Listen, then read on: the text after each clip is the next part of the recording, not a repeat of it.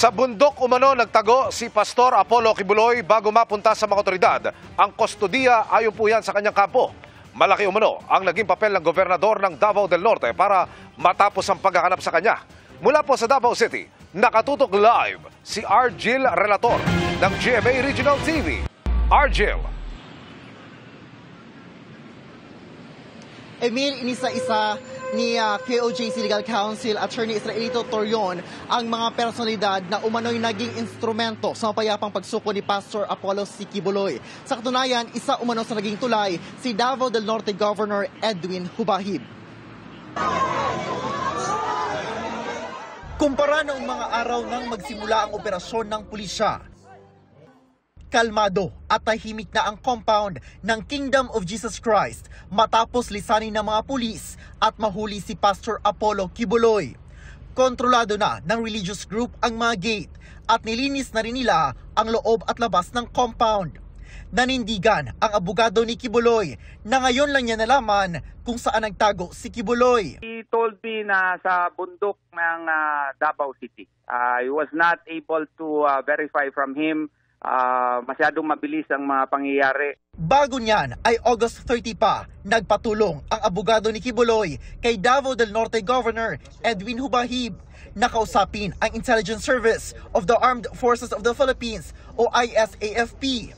Bukod sa naging kliyente rin ang gobernador ng abogado ng pastor, kilala rin siyang may koneksyon sa Army at marami ring NPA commander na sumuko sa kanya. Siguro nakitaan lang tayo ng tiwala sa atin na kung paano tayo mag-handle ng negosasyon. Di bababa sa 7 beses nakipagnegosasyon ang abogado sa tahanan ng gobernador kaugnay ng pagsuko ng pastor. Gusto munang masiguro ng KOJC Board of Directors na ligtas ang pastor kung sumuko. Sila mismo ang magdala kay Pastor Kibuloy doon sa area kung saan ang final na pinag-usapan na doon sunduin si Pastor Kibuloy.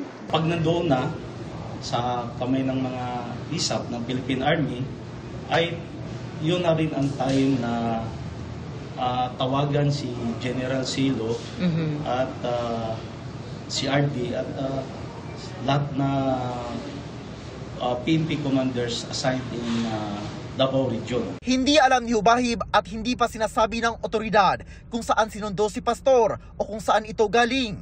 Itinanggi rin ng kampo ng pastor na may natanggap silang 24 oras na ultimatum mula sa PNP upang sumuko si Kibuloy.